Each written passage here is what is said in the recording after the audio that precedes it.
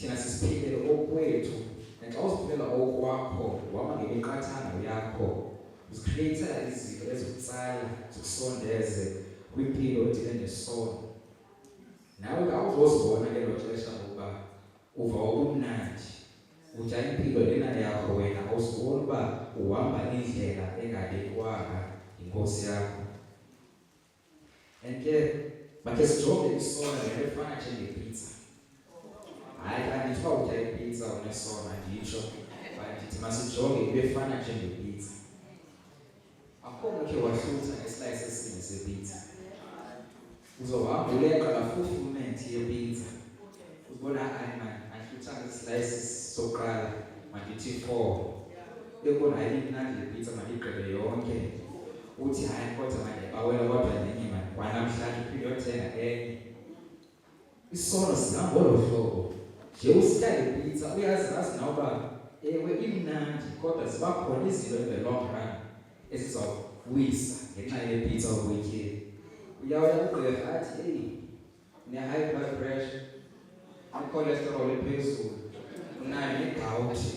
Xa usitya le pizza imnandi ngelaa xesha kodwa ziyabuya ngozonke izinto zaphaa kuyo. Athi ugqirha kodwa ungapheli. Sinida just 1 year. 1 year full diet entle ne-exercise straight for 1 year.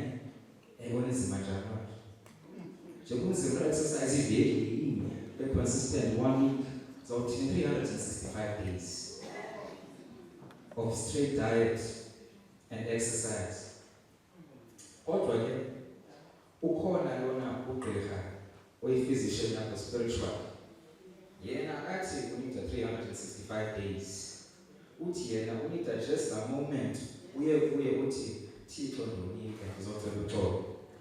I-health yakho seyilungile ke according for you na 365 days. Unida la moment wena le uvuma ngayo ukuba ndiyaguquka ndibuyela ekhaya ndibuyela eMotherland Church yam ndibuyela kuThixo wam.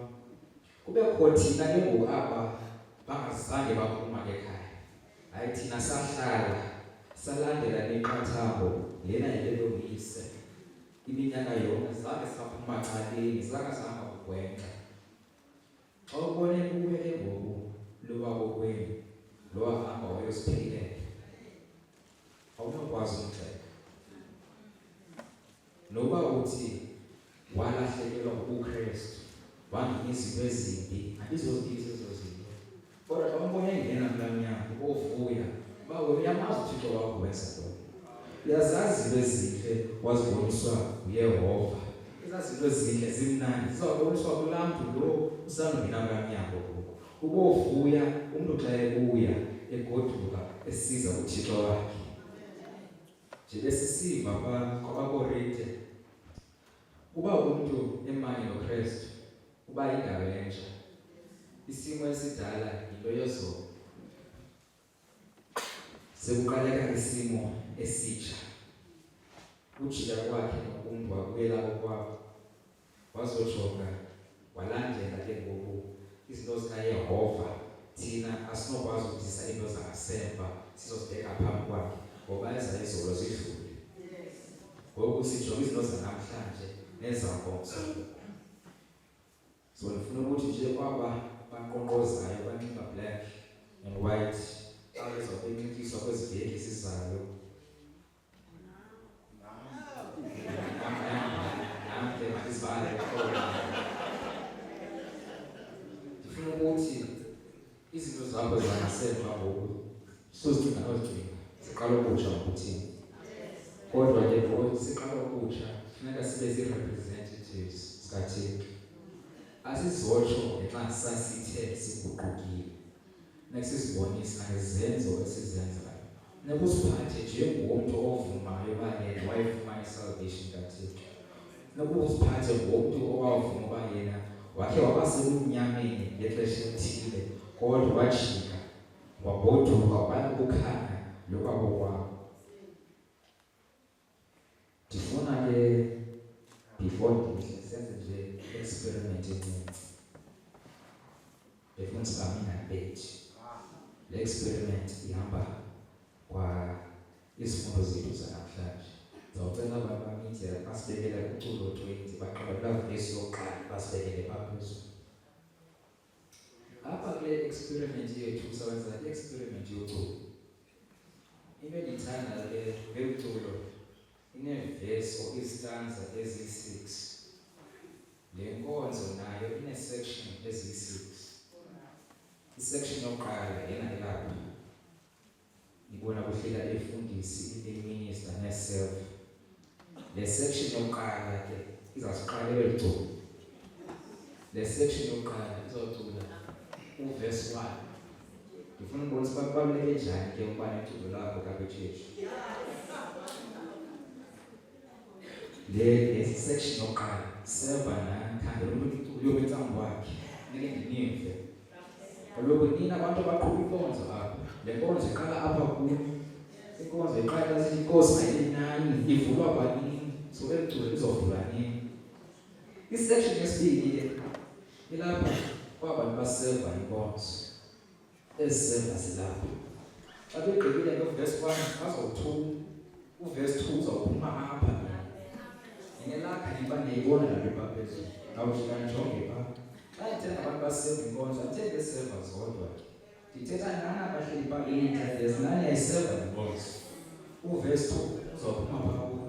Leka livakale because kwa abanye abantwana abafisithi uthi nami ndicela uba yiserva. Nxa babona lo msebenzi omhle owenziwa nini. Babonise namhlanje uba lo msebenzi is just not about appearance, but dedication and purpose. Sine section yesithathu. Hayi ngiyazazi ecula phansi. Section yesithathu. Le section yesithathu lapha kwaya. Nina kuyathola ukuthi emagazini umqolo wekiriki. Ewe yiyo. Kodwa ke umqolo weservice ibani. Ngoba nina bayithwalayo iservice. Umoya uphuma pha kuni ngohlobo ecula ngayo. So kula verse yesithathu nike ninyuse ke inkonzo yethu abhakale la moya. Siya ku section yes4. Umqolo wekiriki. Apha omama notata ngapha bangasemva. Section yes4 lena yonke uverse 4 uzophuma pha kuni omama. Boma baphethe kahle lo mama wayenzala namhlanje. Ithembeni mina ke apha ku verse 4. Uverse 5 singena apha Nkosi ayizonjolo hlobo ezawucula nana apha verse 5. Singena apha kule section ku verse 5.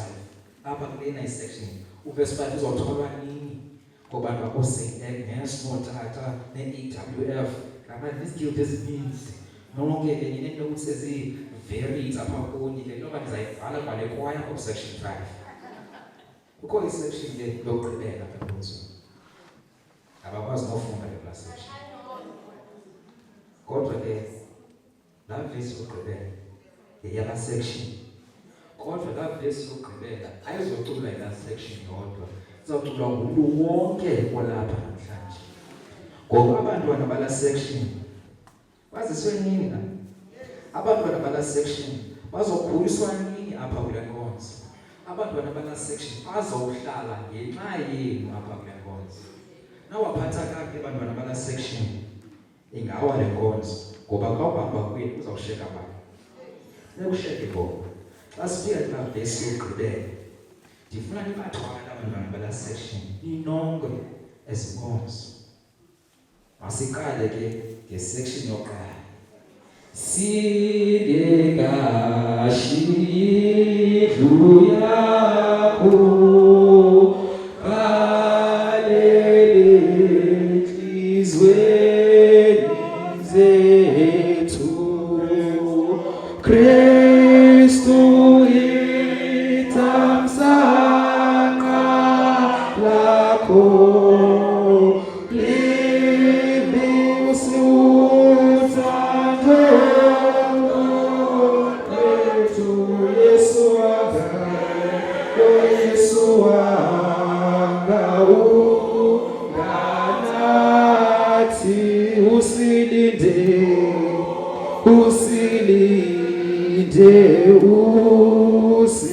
usigcine imini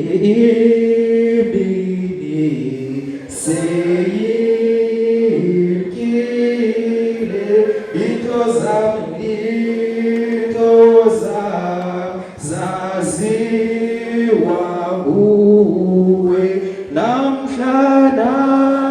Nkosi ndipha bukile ndiwe futhi Nkosi kuwe Yesu wanga unganathi usilinde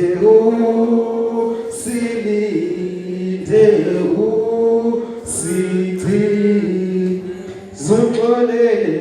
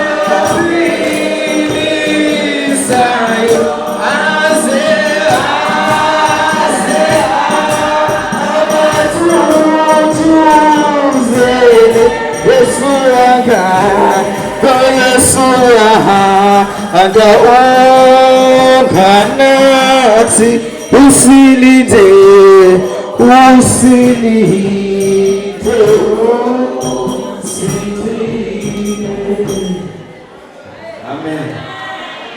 Hayi ngiyakwazi ukuthi ndifuna ukubonisa ukuba elagama lokugqibela kwelaculo amen.